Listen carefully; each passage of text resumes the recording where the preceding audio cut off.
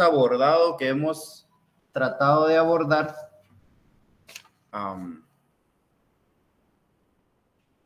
Ok. Estaré atento a esa situación, compañero. Bien. Hemos abordado o hemos desarrollado dentro del programa de Derecho Internacional Público las generalidades, Catherine, ¿verdad?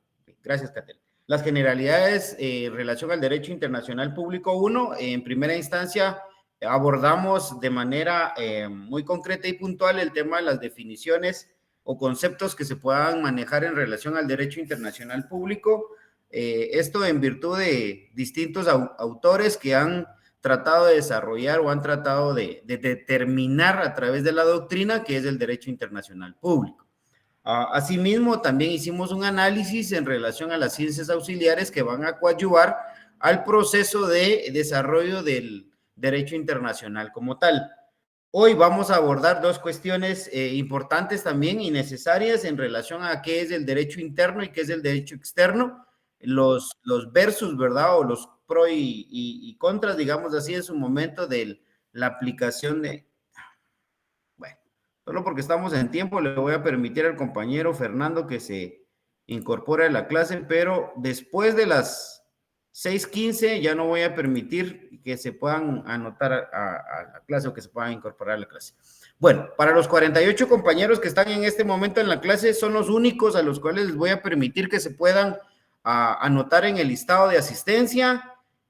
Para el compañero que acaba de ingresar a la clase, le voy a solicitar a todos los 48 presentes que a partir de la próxima semana, si la clase es de manera virtual, voy a dar solo un compás de espera de exagerando de 10 a 15 minutos para ir permitiendo el acceso o el ingreso a la clase, ¿verdad? Obviamente, le repito, por el tema de respeto a los compañeros que estuvieron desde las 6 de la tarde y también en aras de poder desarrollar la clase. Toda vez de que en su momento pues complica el desarrollo de la misma en el hecho de estar tratando o estar buscando aceptar la clase o aceptar a los compañeros de la clase y eso pues tiende a que a uno se pueda desorientar y pueda perder en su momento el hilo o la guía que se lleva de la clase. Entonces, repitiendo, ¿verdad? Solo los 48 que están presentes en este momento voy a permitir que se puedan anotar en el link de asistencia y asimismo, después de este momento, ya no permito que nadie pueda incorporarse a la clase. Bien, entonces decíamos, ¿verdad? Que en ese orden de ideas era importante poder analizar el concepto de derecho internacional, lo hablamos y lo abordamos y también indicamos en su momento, de acuerdo a ciertos autores, que era el derecho internacional público.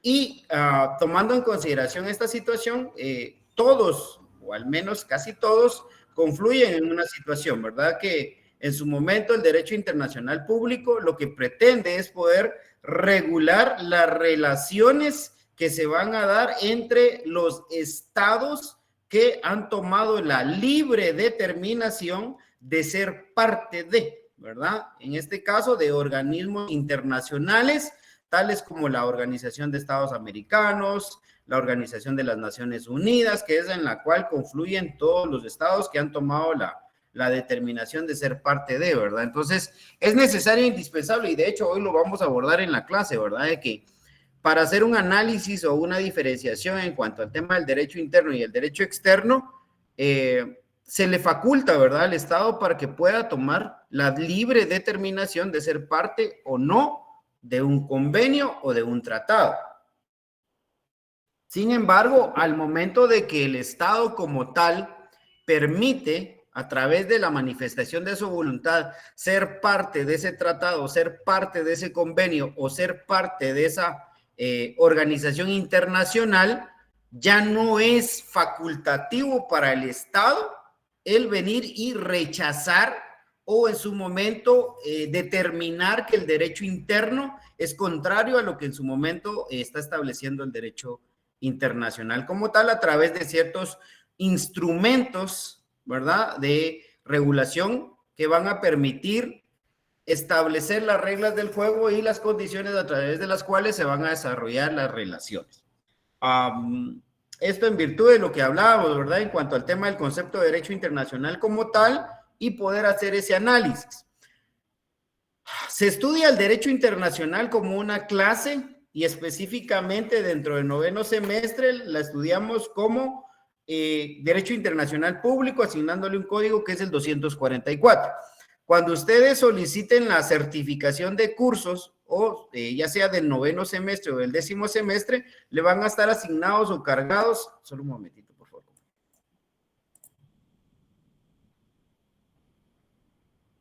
Bien, le van a estar asignados dentro de esa constancia de cursos, valga la redundancia, estos cursos de los que estamos hablando. El derecho internacional como tal es importantísimo que lo analicemos y lo estudiemos al tenor del desarrollo de esas relaciones que se van a dar entre los estados. Y quien conoce de derecho internacional se le va a hacer con facilidad el estudio del derecho o de los derechos humanos, porque van ínfimamente relacionados o coligados, ¿verdad? ¿Por qué razón? Porque la gran mayoría de estados que están respetando los tratados o convenios en materia de derecho internacional o de derechos humanos, perdón, han sido estados que han ratificado y que han tomado la libre determinación de ser parte de estos convenios. Entonces, en ese orden de ideas, es requisito sine qua non e indispensable que que el estado sea parte de esa organización internacional. Entonces, el derecho internacional es fundamental para las relaciones entre estados como tal, porque por sí solo puede ser un instrumento de normación, obviamente colectiva, de normación de las relaciones entre estados. Bueno, y la semana pasada o esta semana, hoy estamos a día de viernes, ¿verdad, compañeros? Bueno, a inicio de semana, el día de lunes, estuvimos abordando en relación a la evolución histórica también del derecho internacional y las distintas etapas o en sus distintos estadios en cuanto al tema del derecho internacional. Vuelvo y voy a recapitular en el sentido que hoy vamos a abordar dos temas, que sería, uno, el tema de el derecho internacional, ya tal como lo establece el programa, derecho internacional versus derecho interno, o derecho externo versus derecho interno. Y asimismo, el tema de las denominaciones que ha recibido o que recibe el derecho internacional público.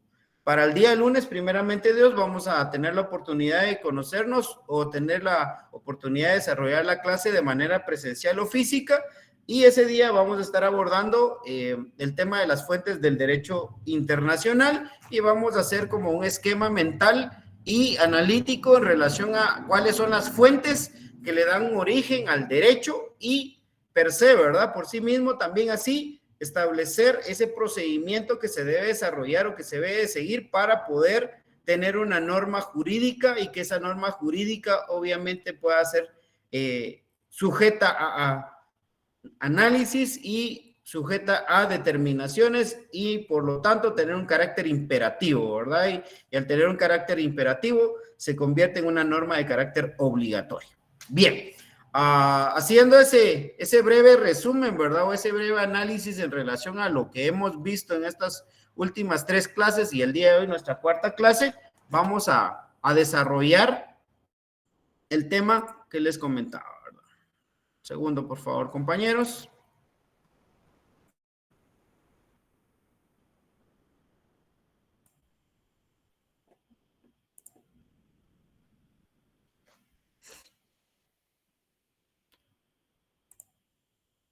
Por favor, si fueran tan amables, Barrachina, si fuera tan amable de indicarme si es visible la pantalla de... Sí, licenciado, se puede observar. Ok, perfecto. Bueno, derecho internacional o derecho interno versus derecho externo o derecho internacional. Bueno, cuando nosotros hacemos referencia y le cliqueamos en la parte de nuestro cerebro a la carpeta del derecho, ¿qué definimos como derecho interno, Barrachina? ¿A qué hace referencia el tema del derecho interno al momento de que usted lo analiza? Licenciado, me está pidiendo que lea lo que No. estaba... No. Ah, el derecho interno. Sí, sí. Pues me imagino que se refiere a toda la regulación y a todos los acuerdos internacionales con las distintas organizaciones que el Estado ha, ha, ha ratificado, ¿verdad? Con las cuales tiene relación y obviamente el cumplimiento de dichas obligaciones dentro de las cuales se ha prescrito dicho acuerdo, ¿verdad? Pregunta, Barrachina. Dígame. Am, los tratados que han sido, como usted bien dijo, ratificados y han sido aceptados por parte del Estado guatemalteco frente a la comunidad internacional, ¿forman parte del derecho interno? Sí, forman parte del derecho interno, ya que de acuerdo a la pirámide de Kelsen, están ubicados a nivel constitucional, ¿verdad? Siempre y cuando Entonces, sea en materia de derechos humanos. siempre y cuando sea en materia de derechos humanos, también puede darse el caso, por ejemplo, en materia laboral, todo lo que se ha eh, eh, adherido a nuestro ordenamiento jurídico, por ejemplo, los acuerdos con la OIT. Ok, y la pregunta es, si usted la sabe, ¿cuál es el mecanismo, cuál es el procedimiento para que entre a funcionar esos acuerdos o esos tratados aquí en Guatemala? Pues estoy casi seguro que es a través del organismo legislativo, que A se nos, través del procedimiento legislativo, a ¿verdad? través del procedimiento Específicamente el órgano legislativo. legislativo, ¿verdad? Sí, El Estado de Guatemala se divide para poder hacer más simple su función en tres poderes o potestades para desarrollar esa función que tiene el Estado como tal en relación al tema de la realización del bien común. Le pregunto a la compañera Astrid Carolina, mencióneme cuáles son esos tres poderes. El organismo legislativo, el organismo judicial y el organismo ejecutivo. ¿Sabe usted quién está en este momento dirigiendo el organismo legislativo? Creo que se llama Neri, algo así. Okay. bueno. Orellana. ¿Perdón? Orellana. ¿El nombre completo, Barrachinas, lo sabe? Neri Orellana, me parece que es. Neri Orellana. ¿Qué sucedió con la primera junta directiva, compañero Carlos de Arístides? La que se designó ese día 14, bueno, casi 15 de enero, ¿verdad, compañeros? ¿Qué sucedió con esa junta directiva? Bueno, Chelik, pues no fue aprobada, lo tuvieron que quedó anulado. ¿Quién lo anuló? El Congreso, lo mismo. ¿Cuál fue el procedimiento, Edgar Haroldo Reyes, que utilizaron para derogar ese acuerdo o esa resolución emanada por parte del organismo legislativo? Si no estoy mal, licenciado, es la Corte, un amparo presentaron en contra de esa resolución. Sí, en la Corte de Constitucionalidad, y la Corte de Constitucionalidad lo dio con lugar. Declaró con lugar el amparo, cierto. Sí, bueno, veamos la trascendencia e importancia de conocer los poderes, ¿verdad? Aquí existe división de poderes en el derecho interno y a futuro vamos a leer esa presentación, pero quiero enfocarme en esta parte. Dentro del derecho interno hay una división de poderes, organismo ejecutivo, legislativo y judicial. A la primera, el ejecutivo le corresponde ejecutar, administrar, desarrollar a través de ciertas actividades el fin que persigue el Estado, que es el bien común. El organismo legislativo es el poder del Estado que va a estar encargado o está facultado de la creación, la modificación o la derogación de un cuerpo normativo dentro del mismo. A ellos les compete la función legislativa, y la función legislativa no solo va encaminada a desarrollar en cuanto al tema de la creación de una norma. Ellos pueden, a través de un procedimiento legislativo, realizar la expulsión de una norma jurídica en Guatemala, obviamente haciendo un análisis, ¿verdad? En el sentido de si es viable o en su momento, si esta norma jurídica está violentando o vulnerando derechos que están regulados dentro de una norma de carácter superior en Guatemala, que nosotros la conocemos como la Constitución Política de la República de Guatemala. Y partimos diciendo esto, ¿por qué razón? Porque decíamos que el derecho interno va a estar regido por normas jurídicas. Normas jurídicas, cuerpos normativos, instrumentos legales que van a regular la relación que se da entre las personas que vivimos dentro del territorio guatemalteco, independientemente seamos ciudadanos o no ciudadanos guatemaltecos. Al derecho interno le interesa proteger y tutelar los derechos de las personas que habitan o los habitantes de Guatemala, ¿ya? Y en ese orden de ideas, el derecho penal, por ejemplo, es de aplicabilidad o en algún momento para poder desarrollar esos derechos de las personas, independientemente si sea de nacionalidad mexicana, si sea de nacionalidad hondureña, o que de paso nos está visitando aquí en Guatemala una persona que es de nacionalidad coreana, por ejemplo. Independientemente de la nacionalidad que tenga, a esta persona se le tiene que proteger y tutelar sus derechos. Entonces, no se le puede vulnerar el derecho a la vida. Y ese derecho a la vida está protegido en la Constitución y en su momento va a utilizar ciertos mecanismos a través de instrumentos normativos para resguardar ese derecho. Y en su momento, por ejemplo, esta persona que haya sido víctima o que en su momento haya sufrido un atentado en contra de ese derecho, que no haya sido vulnerado, pero que haya sido atentado, podría utilizarse a través del Estado las organizaciones o las instituciones que protejan ese derecho de esa persona, independientemente de la nacionalidad que tenga, ¿verdad? Que no sea necesariamente guatemalteca. Y ese es el derecho interno como tal, ¿verdad? Nosotros conocemos con certeza cuál es el orden normativo, cuál es la jerarquía normativa que se tiene en Guatemala y cuáles son las normas jurídicas que en su momento van a proteger y tutelar esos derechos conceptualizados, concebidos y desarrollados a través de la Constitución Política de la República de Guatemala y a través de las normas ordinarias. Bien, le voy a preguntar a la compañera Gladys Marisol Rodríguez. ¿Se encuentra presente? Sí, Lic. Por favor, Gladys Marisol Rodríguez, mencióneme una norma jurídica que usted conozca. ¿Podría ser el Código Civil? Código Civil. ¿Qué número de decretos del Código Civil, compañero? Ay. Eso no es el... No lo tengo ahorita, Lic. Es el decreto ley 106. Ahora la pregunta, Heidi Paola. ¿El Código Civil es una norma sustantiva o es una norma adjetiva? Adjetiva, Lic. ¿Qué manda? Adjetiva. ¿Sabe qué significa adjetiva? Hay palabras técnicas, no, Lic, pero es lo que enmarca la ley. Y lo subjetivo sería el Código Procesal Civil. No. El derecho civil, el Código Civil como tal es una norma sustantiva.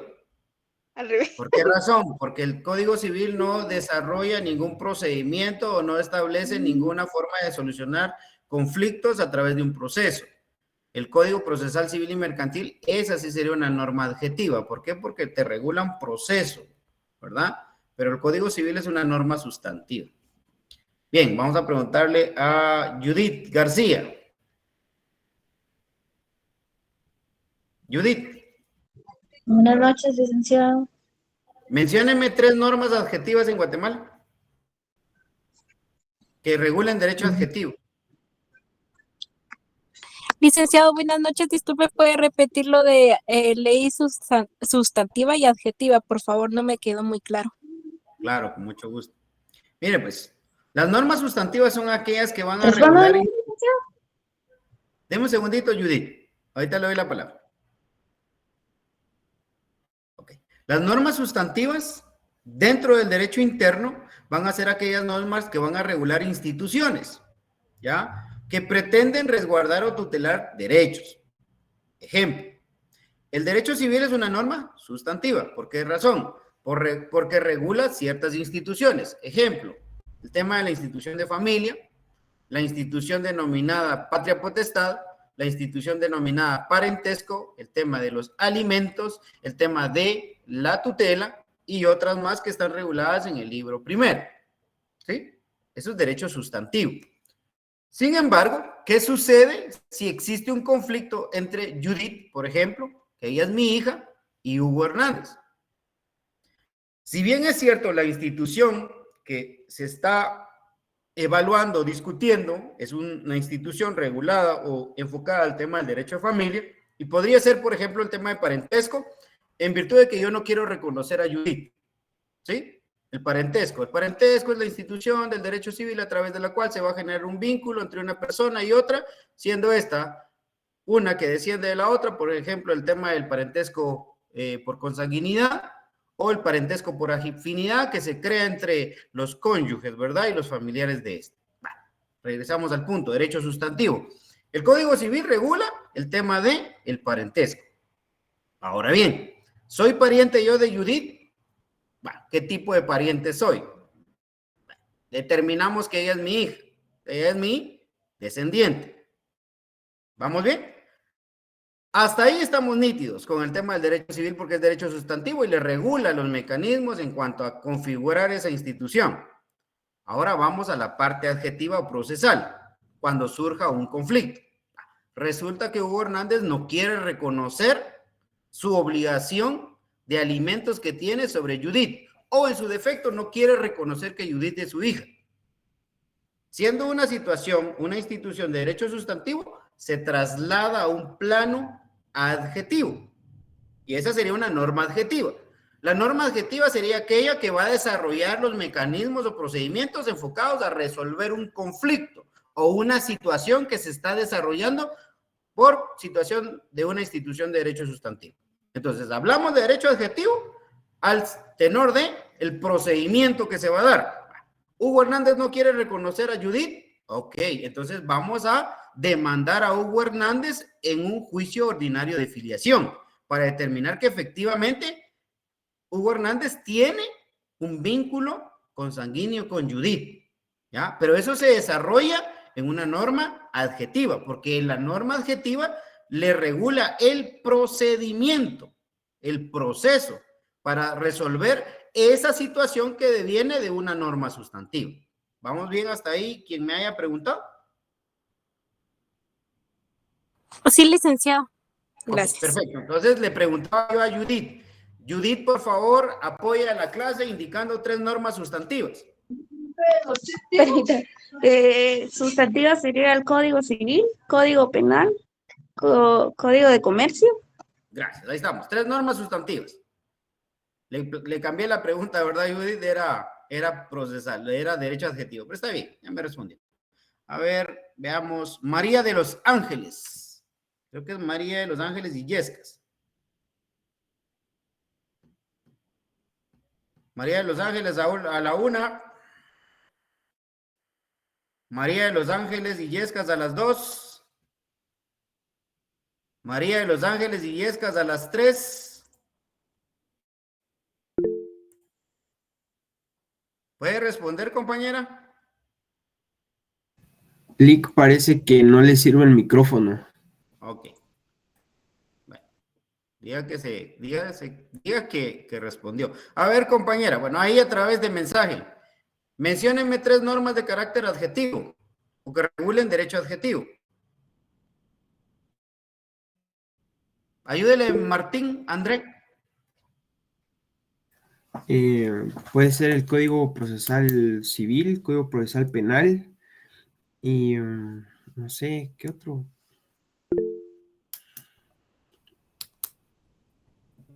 Hay normas, y les comento, hay normas que van a regular tanto situaciones sustantivas como situaciones adjetivas. Ejemplo, el Código de Trabajo. El Código de Trabajo tiene una parte sustantiva y tiene una parte adjetiva al momento de que regule los mecanismos o procedimientos que se van a desarrollar ante un juzgado de primera instancia de trabajo. Bien. Lick. Sí, compañera, pregunta. Lick. Disculpe, aquí también entra lo que es el derecho procesal administrativo. Sí, y ahí el derecho procesal administrativo va a estar regulado en la ley de lo contencioso y administrativo. Si usted tiene a la vista o si usted puede revisar la ley de lo contencioso administrativo, en primera instancia desarrolla el procedimiento administrativo, ¿ya? Y la vía recursiva, pero de carácter administrativa. y a posteriori, después del artículo 20, si no estoy equivocado, ya regula lo que sería el tema del proceso contencioso administrativo. ¿Sí? Gracias, Lick. Bueno, entonces esto solo para despejar en su momento el tema de la jerarquía normativa en cuanto al tema de las normas que tiene Guatemala. Todas son imperativas, la gran mayoría son imperativas, ¿verdad? Y nos regula o nos da ciertos ordenamientos jurídicos o nos da ciertas directrices. Bien, continuemos, compañeros. Entonces tenemos derecho interno versus derecho externo.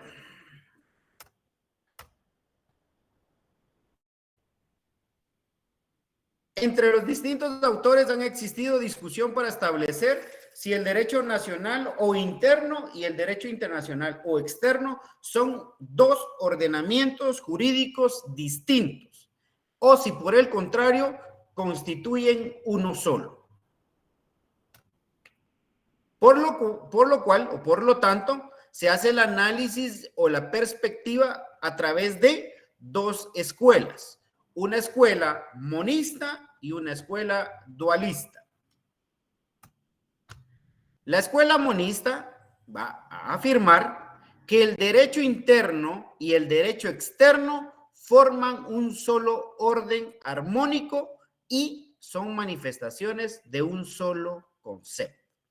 Al tenor de esta teoría, las normas jurídicas que van a estar entrando en vigencia o que van a ser discutidas o que van a ser analizadas y que van a ser interpretadas y aplicadas por los estados forman un solo cuerpo, forman un solo concepto y por lo tanto son normas que se van a evaluar por los distintos estados que forman parte de este organismo y asimismo, ¿verdad?, por las organizaciones que forman este organismo.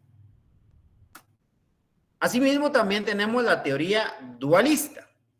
Esta teoría afirma que es una cuestión más teórica que real, que la realidad apoyada por la jurisprudencia, la legislación interna y la doctrina moderna ha demostrado que existen dos diferentes órganos o ordenamientos, jurídicos, y que cada uno de ellos es distinto.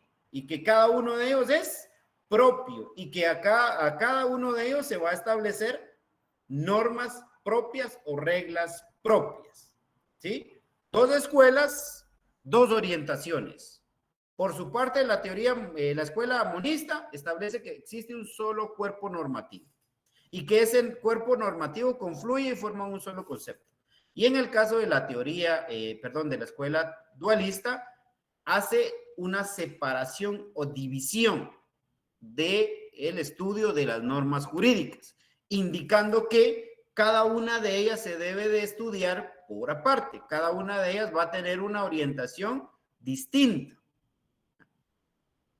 Bueno, la autora Loretta Ortiz Half añade una tercera corriente que se llama coordinadora o conciliadora. En dicha tesis establece que al igual que las monistas, da una unificación de distintas ramas jurídicas en un solo sistema, pero se diferencian en que las relaciones entre ambas son de coordinación y no de subordinación.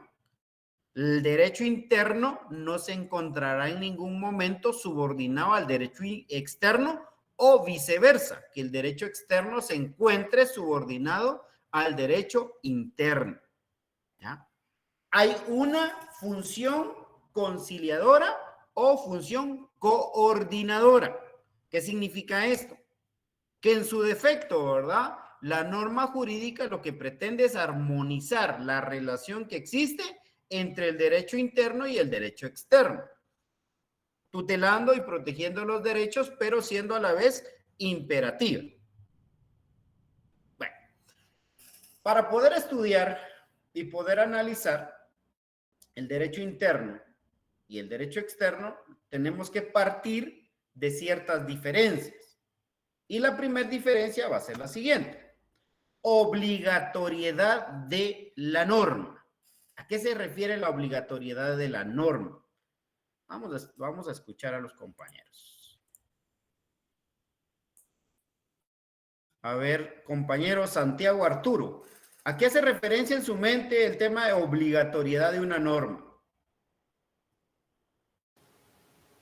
Licenciado, pues la palabra lo dice, que es de carácter obligatorio, pero dependerá, por ejemplo, que estamos hablando de los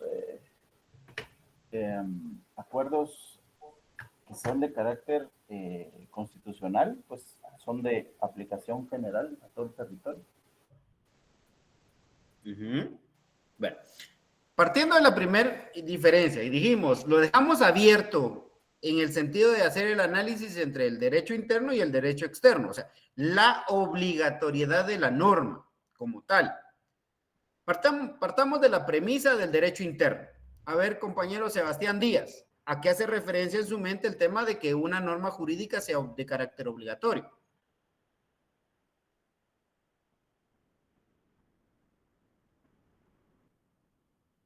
Sebastián, le escucho. Ok, apóyale Sharon la pronunciación ahí me complica. Sharon. Nina. Está bien, licenciado. Bueno, yo pienso que son obligatorias porque pues, son de carácter imperativo y son impuestas por el Estado. Entonces, nosotros como ciudadanos... De acuerdo, sí, le escucho, perdón, disculpe. Sí, no, siga. tenemos que obedecerlas, pues está dentro del orden jurídico, ¿verdad? De que son de carácter imperativas, ¿verdad? Ok, no es facultativo, ¿verdad? Al ser facultativo, le permite a usted tomar la libertad de encuadrar o no dentro de la descripción que la norma jurídica realiza, ¿ya? Pero entonces para eso sirven, para que no hagamos lo que querramos, porque todo tiene que tener un límite, ¿verdad? Entonces para eso son las normas. En definitiva, en definitiva. Entonces, si nosotros hablamos de una norma que es facultativa, nos permite tomar la determinación de, o sea, es un derecho subjetivo. El derecho subjetivo es la facultad que yo tengo para poder encuadrar o no mi conducta dentro de lo que establece la norma, o realizar lo que establece la norma, o encuadrar, dentro de la prohibición que establece la norma. Ya, si hablamos de derecho sustantivo penal, decimos Código Penal es una norma sustantiva. ¿Por qué razón? Porque establece dentro de su articulado, ¿sí? Comete homicidio quien diere muerte a una persona. Hasta ahí lo deja, ¿ya? Entonces, es subjetiva mi actuar. ¿Por qué? Porque yo voy a tomar la determinación si encuadro o no dentro de la descripción que es el tipo penal. Igual en el derecho sustantivo civil, ¿verdad? Si hablamos del matrimonio, va a ser mi decisión si yo contraigo matrimonio o no, ¿sí? O si yo solicito la declaratoria de unión de hecho o no, va a ser facultativo, o sea, es algo que yo tomo la determinación a través del derecho subjetivo. Pero cuando la norma le dice, bueno, este procedimiento o esta situación se debe de desarrollar, no le va a estar preguntando si usted quiere o no quiere realizar cierto acto que la norma le está indicando que debe hacer.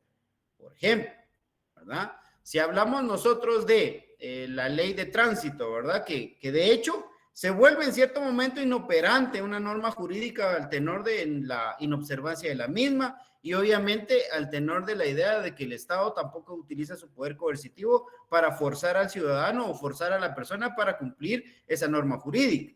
Recordarán ustedes que hace un par de años atrás se hizo la modificación o se reformó en la ley de tránsito en el sentido de la utilización del chaleco a través de cierta identificación en cuanto al tema de consignarle o colocarle la placa y utilizar un chaleco que fuera reflectivo para poder identificar a la persona y en cuanto al tema del número de placa, tanto en el chaleco como en el casco. Asimismo a los vehículos, la colocación del número de placa en ciertos espacios físicos para hacer visible el tema de la placa de circulación. Sin embargo, después de ciertas situaciones, después de ciertos años, ustedes pueden observar que no se está cumpliendo esa norma jurídica.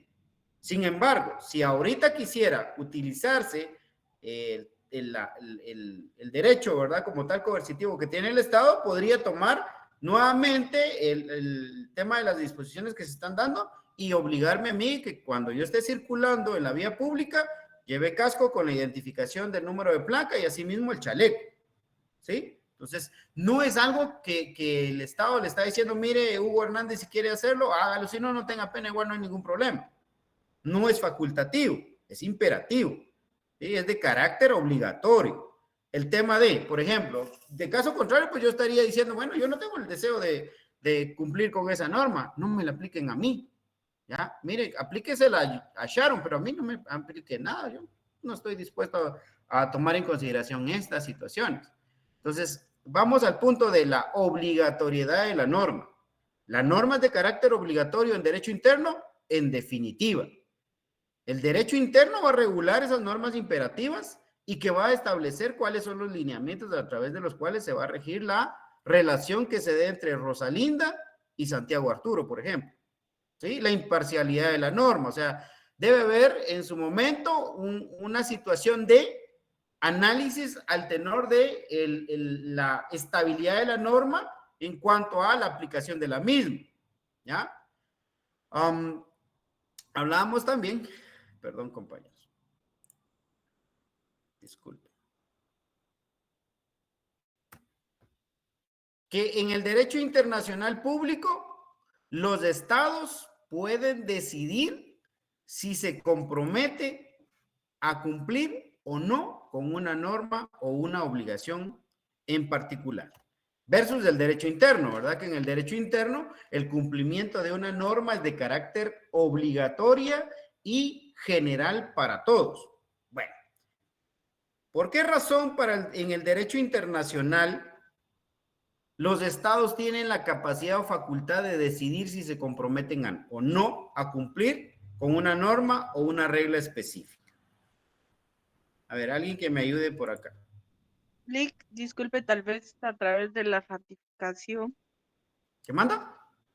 Tal vez a través de la ratificación que un Estado hace para aceptar una norma internacional.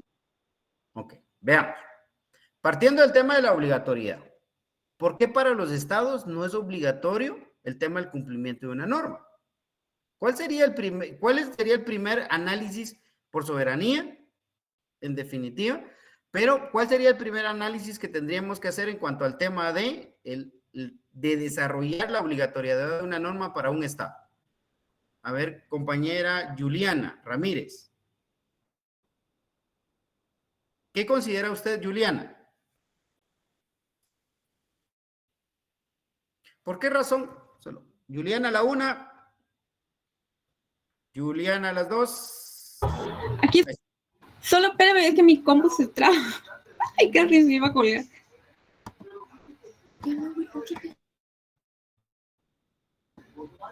Perdón, Nick. Juliana, quisiera preguntarle por qué dentro del derecho internacional público para un estado es facultativo el tema de el compromiso o el tema de la obligación de cumplir con ciertos actos. ¿Por qué razón?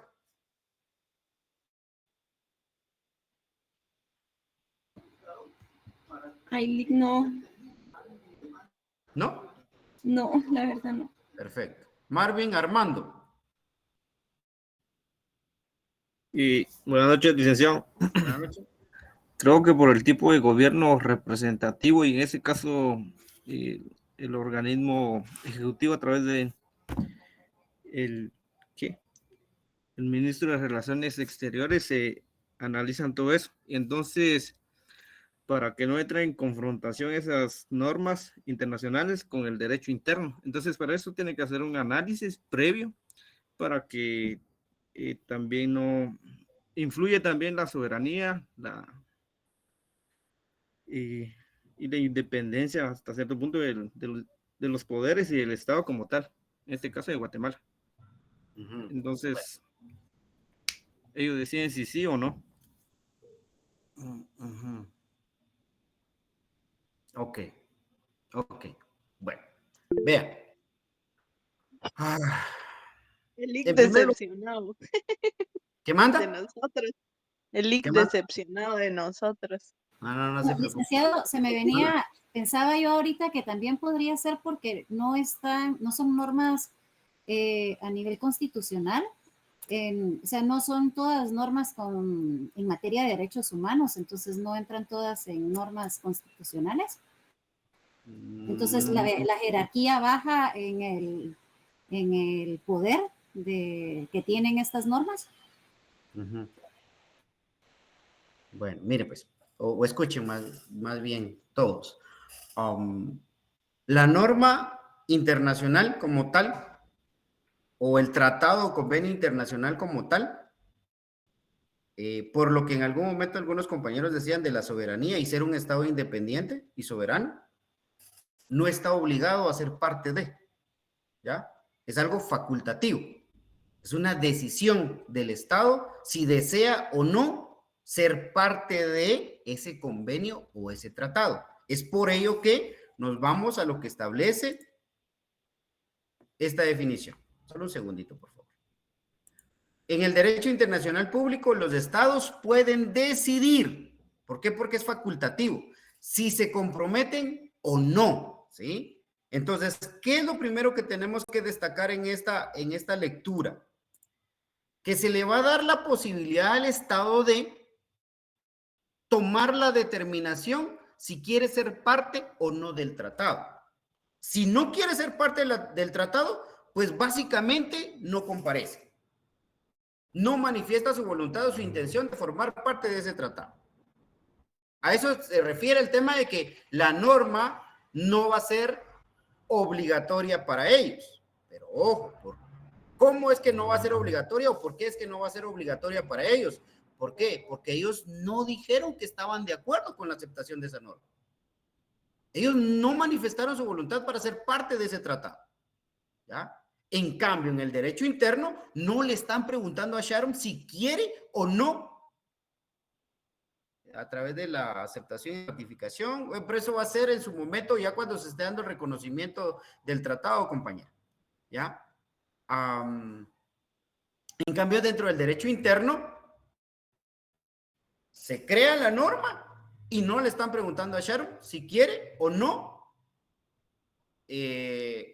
cumplir. ¿Sí? Pensemos así a grosso modo, ¿verdad? Una norma jurídica que se desarrolla aquí en Guatemala y que regule un derecho. Y ese derecho es de carácter general. ¿Sí? Y va a ser aplicado para todo ciudadano, toda persona. La celebración, Carolina, la celebración del tratado como tal, en definitiva, ¿es facultativo o es opcional? La celebración del tratado. Quiero despejar esta idea. ¿Por qué razón? Mientras el Estado no manifieste su voluntad de ser parte de ese tratado, el Estado está fuera de ese tratado. El Estado no es parte de ese tratado. Y al no ser parte de ese tratado, no es obligatorio para él. ¿Sí? En el derecho internacional es así. Si yo no manifiesto mi voluntad de ser parte de ese tratado, yo no estoy obligado a cumplir con ese tratado. En cambio, dentro del derecho interno, la norma jurídica que sea creada por el organismo legislativo no me excluye a mí para que yo no la cumpla. En ningún caso. Es de aplicabilidad general y obligatoria para todos los habitantes de la República de Guatemala. ¿Sí? Presumamos que el Congreso de la República de Guatemala emite a través del presidente de la República un estado de sitio y lo hace a nivel nacional, limitando los derechos constitucionales, dígase la libertad de locomoción. Entonces, decreta, ¿verdad? Estado de excepción. Y a través de ese estado de excepción indica, solo puede salir de 8 de la mañana a 3 de la tarde. Quien salga después de las 3 de la tarde será aprehendido o será detenido. ¿Ya? Por el delito de desobediencia, de desobediencia a la norma que se está indicando. ¿Ya? Sharon dice, no, pues yo soy amiga del presidente y yo voy a salir a las 6 de la tarde a caminar con mi perrito. ¿Puede hacerlo Sharon? No, no puede hacerlo. Porque es una norma de carácter general e imperativa para todo ciudadano guatemalteco o todo ciudadano o toda persona que esté en Guatemala. ¿Ya? ¿Por qué razón? Porque obviamente nosotros, siendo el poder constituyente, delegamos en nuestras organizaciones, delegamos en nuestros poderes la potestad de legislar, la potestad de ejecutar, la potestad de crear normas jurídicas. Entonces, no podemos decir no aceptamos. Tenemos que aceptar las determinaciones que se toman por parte de los órganos estatales, ¿sí? Que el juez de primera instancia de familia dicte una sentencia donde le ordene a Otto Ortiz el pago de una pensión alimenticia de 5,000 quetzales, y Otto Ortiz dice, no, yo no la voy a cumplir. ¿Ya? No es posible, porque de caso contrario, si él no quiere cumplir con lo resuelto dentro de esa sentencia, se le puede certificar lo conducente por el delito de desobediencia.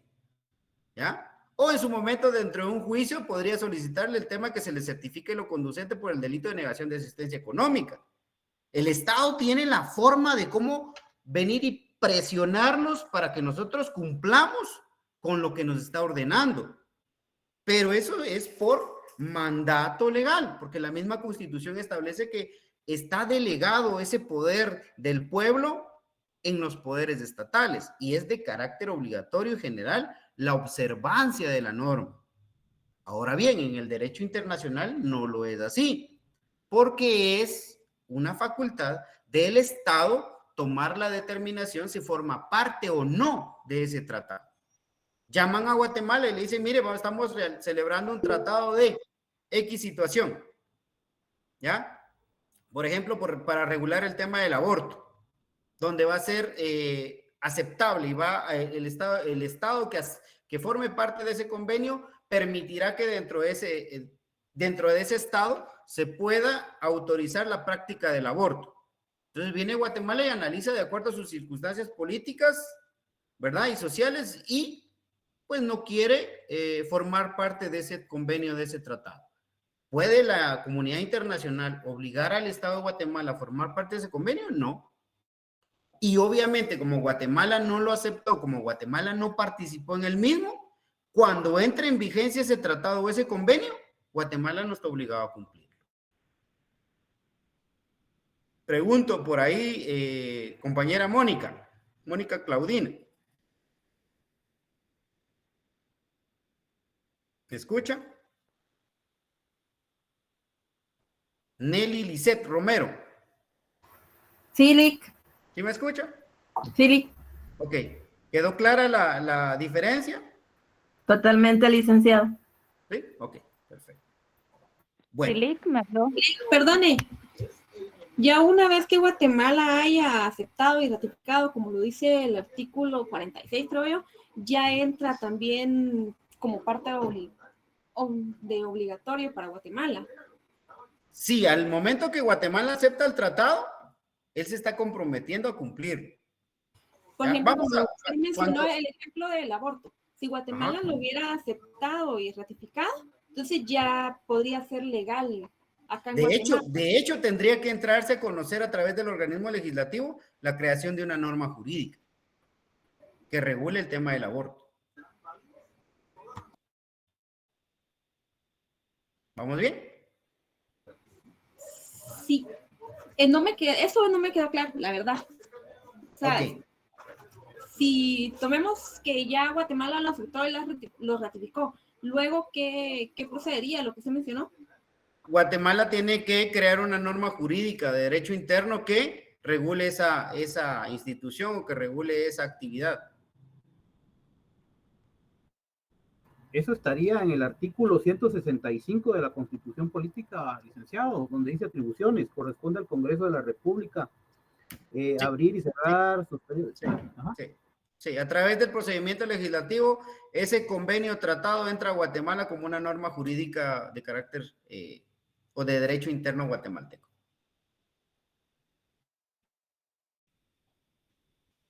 ¿Vamos bien?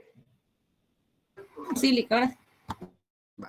De todas maneras, cuando estemos físicamente, creo que vamos a hacer un par de aclaraciones por ahí si existieran dudas todavía. Ok, perfecto. Siguiente. separación de poderes, algo que ya habíamos hablado. En el derecho interno existe división de poderes. Organismo ejecutivo, organismo legislativo y organismo judicial. Por lo que existe un poder encargado de darle cumplimiento a las normas dentro del territorio guatemalteco. Pregunta para Luis Fernando de León. Sí, licenciado. ¿Quién sería ese órgano encargado?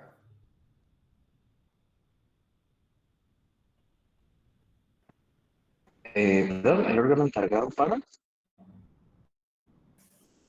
¿Sí están escuchando, compañeros, o hay interferencia? Porque he tratado de ser lo más claro posible al momento de dictar la clase. Le voy a repetir, pero por solo esta única vez, Luis Fernando. La pregunta que yo le hacía era quién es el órgano encargado de poder verificar el cumplimiento de las normas jurídicas.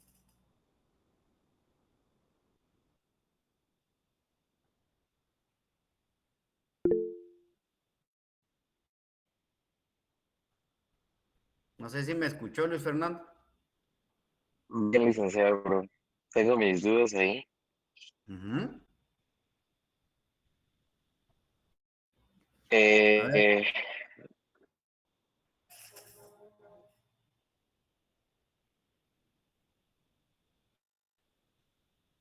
Edita ahí, Lick, por favor. No. Lisa Gabriela, ayúdele usted a Luis Fernando.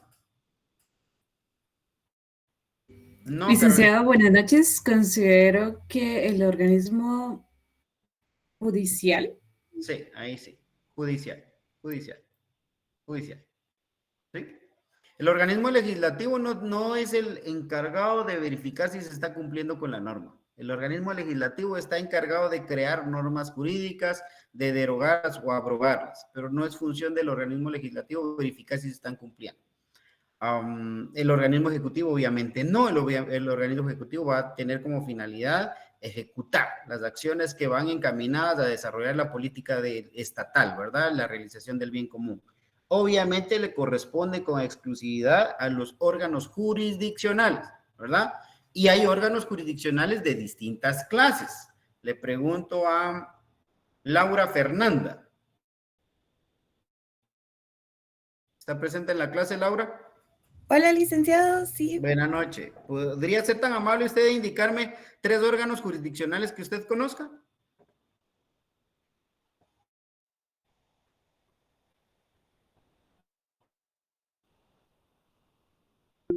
Tres órganos jurisdiccionales. Sí.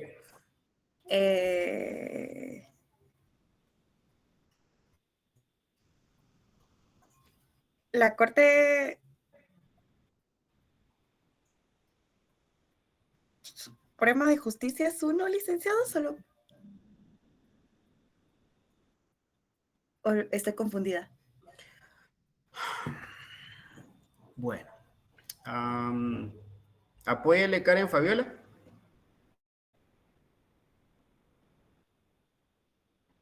Juzgados de paz, ajá. Salas de apelaciones.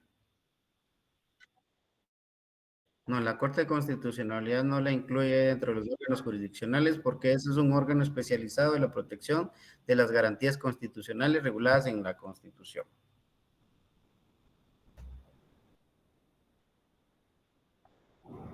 Juzgados de primera instancia, sí. Cámaras, sí. Juzgados de paz también, ¿ya? De hecho, debe existir para Laura Fernanda. Le voy a echar una ayudadita. El Ministerio Público no, compañeros. El Ministerio Público como tal, pues va a ser un ente investigador. El Ministerio Público tiene como función el tema de averiguar la verdad, ¿verdad? De un hecho histórico, de un acontecimiento. Laura Fernanda, vea pues. Órganos jurisdiccionales en Guatemala, pues básica y exclusivamente van a estar regulados de acuerdo a la ley del organismo judicial y de la Constitución Política de la República de Guatemala, aquellos que comúnmente o coloquialmente nosotros lo conocemos como juzgados, hoy los famosos juzgados.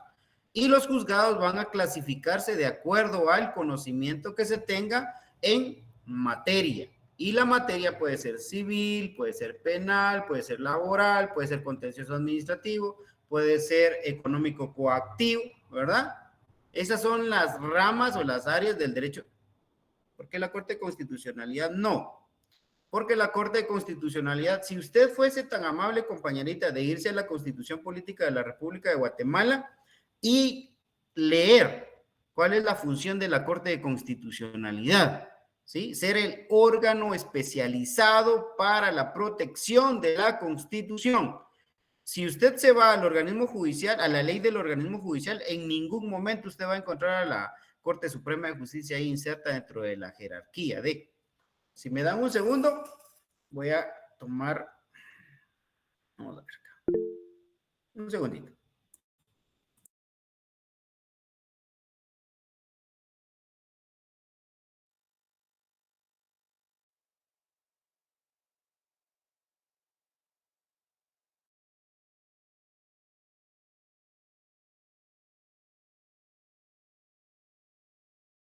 Ustedes se van al artículo 58 de la ley del organismo judicial, establece, la jurisdicción es única para su ejercicio y se distribuye en los siguientes órganos.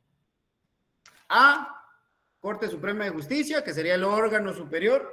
B, Sala de Apelaciones, de ahí hace referencia a Sala de Apelaciones de la Niñez y de la Adolescencia. Tribunal de lo Contencioso Administrativo, Tribunal de Segunda Instancia de Cuentas, Juzgados de Primera Instancia, Juzgados de Primera Instancia de Niñez y Adolescencia, Juzgados de Paz o Menores, y los demás que las leyes establezcan.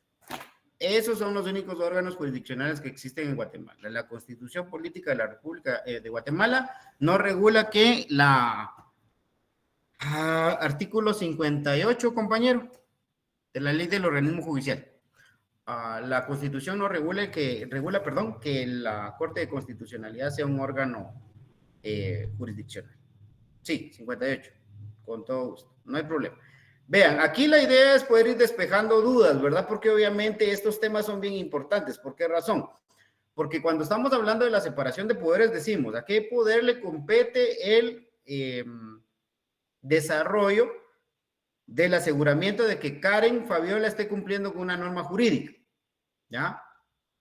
Digamos el tema de del derecho penal sustantivo, ¿verdad? Obviamente un órgano jurisdiccional, y este juzgado va a ser juzgado de primera instancia penal, para determinar si en su momento efectivamente Karen Fabiola cometió un hecho delictivo y colocarle o asignarle una sanción. Asimismo, también está ese órgano jurisdiccional como ente encargado para proteger los derechos de Karen y no permitir que en su momento el Ministerio Público, como ente persecutor, se extralimite en las funciones que tiene, ¿ya? Por ejemplo, girando órdenes de aprehensión sin necesidad de haberlo existido, o que en su momento venga y determine a través de ciertos actos que va a requerir el Ministerio Público situaciones que van a poner en tela de duda el tema de la situación jurídica de Karen Fabiola. Entonces, para eso existe el órgano jurisdiccional. El Código Procesal Penal regula que el juzgado de primera instancia penal y el de paz será el órgano contralor, será el juez contralor, el que va a estar controlando, el que va a estar fiscalizando la función que hace el Ministerio Público, que realiza el Ministerio Público, ¿verdad? Porque si en algún momento el Ministerio Público realizara un allanamiento sin tener la orden del juez competente, ese acto carece de toda validez y es un acto ilícito, ¿verdad? Entonces, es importante determinar esta situación. ¿Vamos bien? Entonces, en el tema del derecho interno hay separación de poderes, ejecutivo, legislativo y judicial. Ahora veamos qué sucede con el derecho internacional. En el derecho internacional público, el poder se encuentra dividido en 193 estados y otros sujetos de derecho internacional. ¿Sí? ¿Qué significa esto, compañeros? Que en su momento, dentro del derecho internacional público, cada uno de los estados van a formar parte del convenio o del tratado, o de un sujeto de derecho internacional, dígase la Organización de Estados Americanos o la Organización de las Naciones Unidas. Al no existir como tal un órgano encargado en ejecutar y hacer que se cumplan los convenios, cada uno de los estados tiene la libertad de hacer cumplir o de no hacer cumplir el convenio o tratado que se ha desarrollado. Entonces, básicamente, no existe un órgano contralor, no existe un órgano, encargado de fiscalizar si efectivamente Guatemala está cumpliendo con el tratado o si Japón está incumpliendo con el tratado. En cambio, en el derecho interno, sí. En el derecho interno tenemos un órgano contralor, un órgano de fiscalización, un órgano que va a verificar si realmente usted está cumpliendo o no con lo establecido dentro de la norma jurídica. Bueno, la coerción. ¿Qué poder coercitivo tiene el derecho interno? ¿Qué poder coercitivo tiene el derecho externo? Segundo, coerción. Entonces, al hacer referencia a coerción, analizamos como una institución de policía. ¿Qué es una institución de policía? ¿Alguien se ha topado en algún momento en su camino con un agente de policía? ¿Y cuál ha sido el mecanismo, el procedimiento que ha utilizado para identificarlo? Por ejemplo, Jacqueline Abigail Ajín. ¿Tiene usted vehículo? ¿Ha manejado moto o ha ido en carro? No. ¿No? Ok. ¿Alguno que maneje vehículo? A mí sí me han detenido, licenciada. Ok. ¿Y cómo han trabajado el procedimiento, compañero? Solo desde lejos más enseña que me tengo que parar y me abriva donde ellos están. Se acercan a mí, me piden mis documentos de identificación y todos los papeles del automóvil. Los documentos respectivos del vehículo, ¿verdad? Vean, y fíjense que sucede lo siguiente, ¿verdad? Cuando se dan este tipo de acciones preventivas por parte de la Policía Nacional Civil, se presume que es porque en algún momento existe indicio de la comisión de un hecho delictivo y por lo tanto los agentes de la Policía Nacional Civil, como por ser una institución de derecho público que está encargada de proteger o tutelar los derechos civiles, debe de realizar ciertas acciones. Entonces viene, le hacen el tema del alto, van a solicitarle que usted se identifique para poder verificar si es usted persona idónea o no para poder manejar ese vehículo, porque sabrán ustedes que dentro del derecho interno guatemalteco existe una ley de tránsito y en esa ley de tránsito establece que para que Juliana Ramírez pueda estar manejando un vehículo automotor es requisito indispensable sine qua non que porte la licencia de conducir. Si me da tiempo, Heidi, le respondo. Ok, entonces, para poder circular en el país, el vehículo necesita una tarjeta de circulación. Entonces, son dos documentos que en su momento le van a requerir a la persona. El tema de la licencia de conducir y el tema de la tarjeta de circulación. Vean, y han sucedido casos, ¿verdad? Que en algún momento, al detener a la persona para hacer una revisión de rutina, resulta que al revisar o al hacer el tema de la investigación, los agentes de la Policía Nacional Civil indican que usted tiene una orden de aprehensión. Y en ese mismo momento se llevan a la persona para torre de tribunales o para el juzgado de primera instancia penal de turno para darle a conocer el motivo de su aprehensión. ¿Ya? Entonces, existe una institución de policía. La institución de policía va enfocada a ¿qué? Controlar, fiscalizar, pero de manera más directa y concreta la comisión de un hecho o la realización de una actividad, ¿ya? El órgano jurisdiccional hasta que en su momento sea usted inserto dentro de un proceso, pero la policía como tal, como ente contralor y fiscalizador y poder verificar el cumplimiento de las normas, ellos lo van a hacer sin necesidad de requerimiento alguno, ¿ya? Entonces eso permite que en su momento la policía pueda generar cierta coerción. Asimismo, también tenemos al organismo judicial, pero ya cuando se está desarrollando un proceso penal o un proceso civil en contra suyo, o también tenemos al Ministerio Público cuando sea objeto de investigación por la posible comisión de un hecho delictivo. Bueno, en el derecho interno, existen instituciones específicas que van a velar por el estricto cumplimiento de las normas jurídicas. Y en el derecho internacional, son los estados quienes van a buscar la solución de los conflictos que surjan por el incumplimiento de un tratado o de una sentencia. por lo que requiere voluntad política. ¿Qué significa esto? Entonces, en cuanto al tema, la diferencia es que los estados como tal van a tener que manifestar su voluntad política para ejercer o para desarrollar o para cumplir en su momento los tratados que hayan suscrito.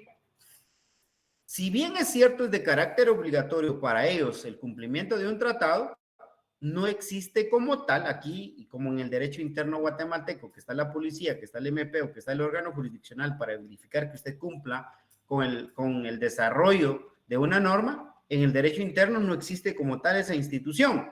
Por lo tanto, se le da la libertad a los estados, o son los estados quienes toman de manera libre el cumplimiento o no de esta obligación o de este tratado. Por lo que en su momento el Estado como tal va a tener que realizar los actos que dentro del convenio o del tratado vaya suscrito. ¿Y qué sucede si no lo hace?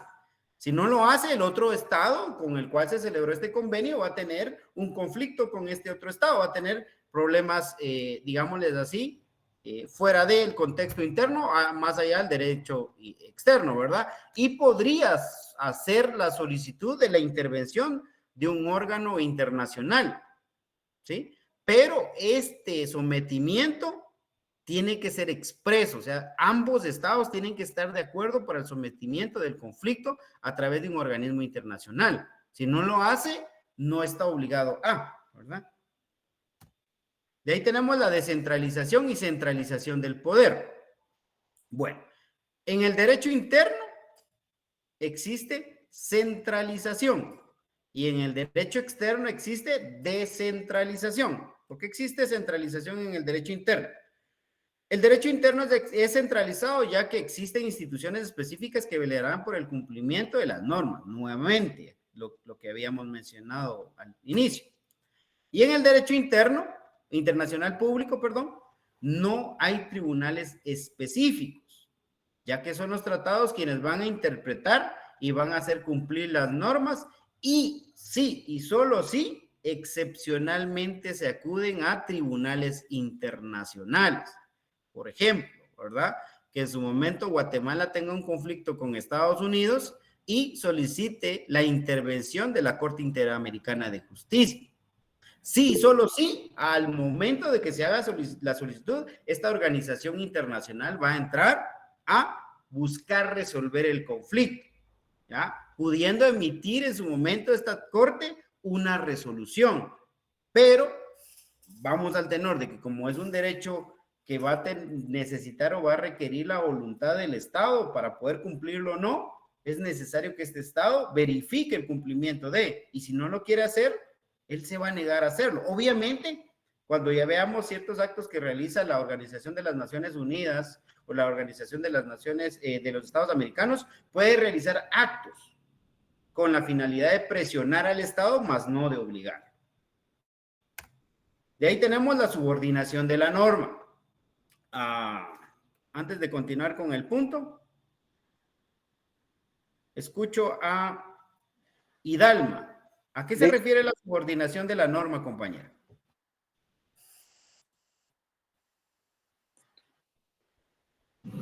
Perdón, Lick, es que no me funcionaba el micrófono. Ok, ¿a qué significa, a qué se refiere, perdón, la subordinación de la norma? ¿Subordinación o coordinación? Subordinación. Subordinación de la norma. Ok. Bueno, es la obligación de un reglamento que antecede una ley. Y puede ser, ¿no? No. Donde por medio, no. No. A ver, compañero Carlos Arístides, háblenme sobre la subordinación de la norma. Quizá como que es la obligación que tiene la ley. ¿Perdón? Perdón. Es la obligación que tiene algún reglamento que antecede a una ley. No comprendo. Si pudiera ser lo más específico posible.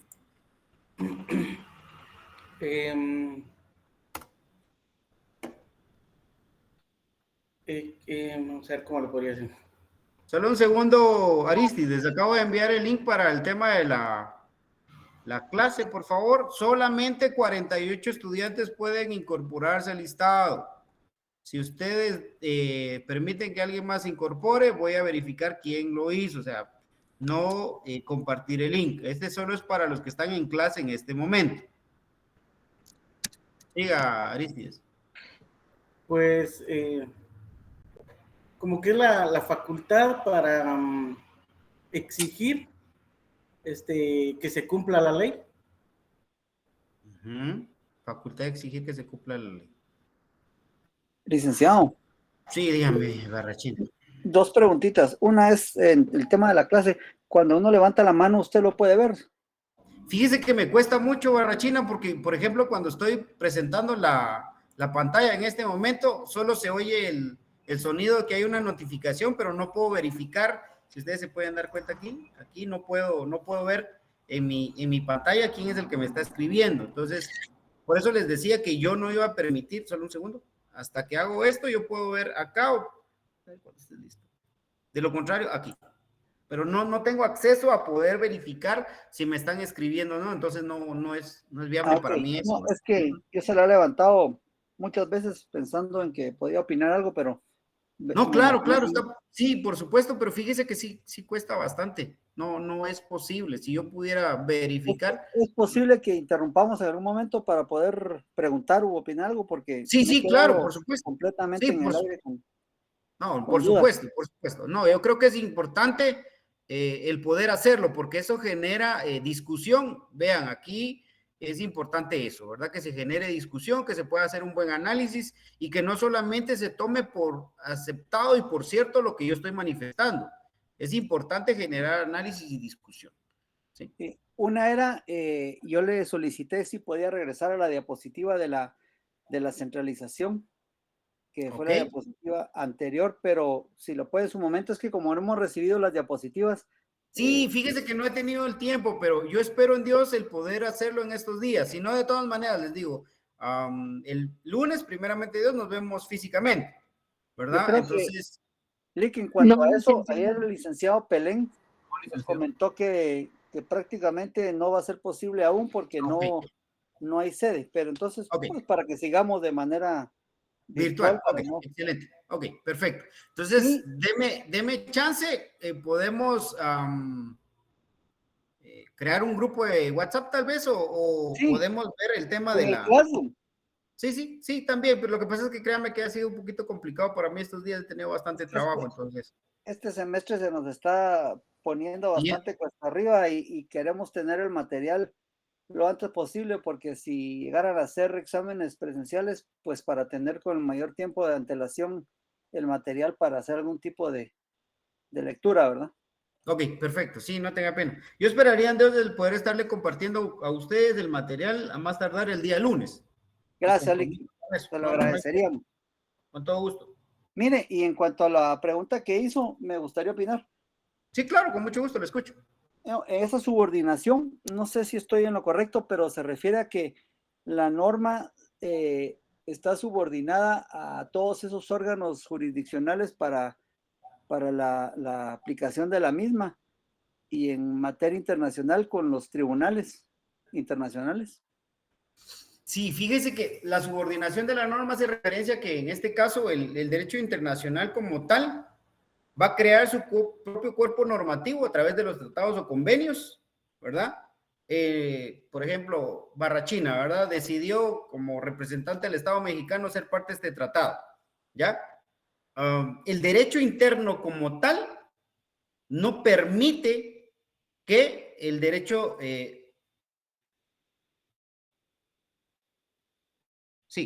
ahorita le respondo, Mario Estuardo. El derecho interno como tal va a estar estructurado de tal forma que en primera instancia usted tiene que observar o evaluar lo siguiente: la Constitución Política de la República de Guatemala.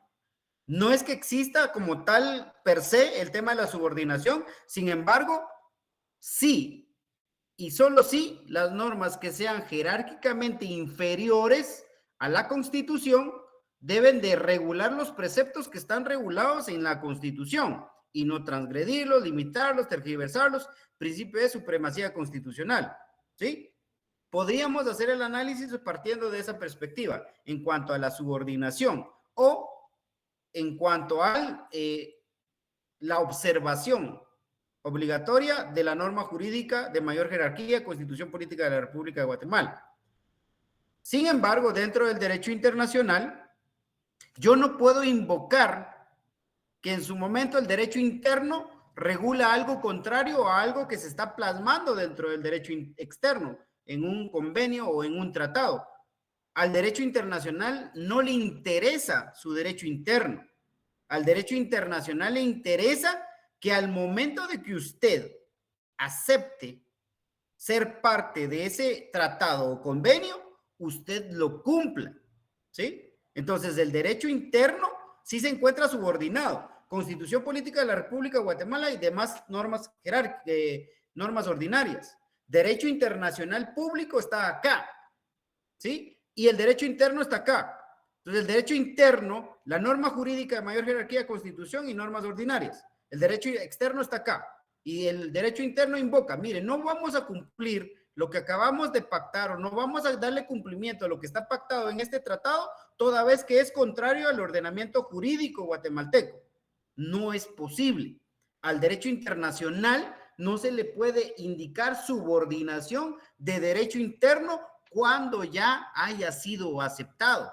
Es por ello que aquí es de vital trascendencia el tema de la postura de los estados.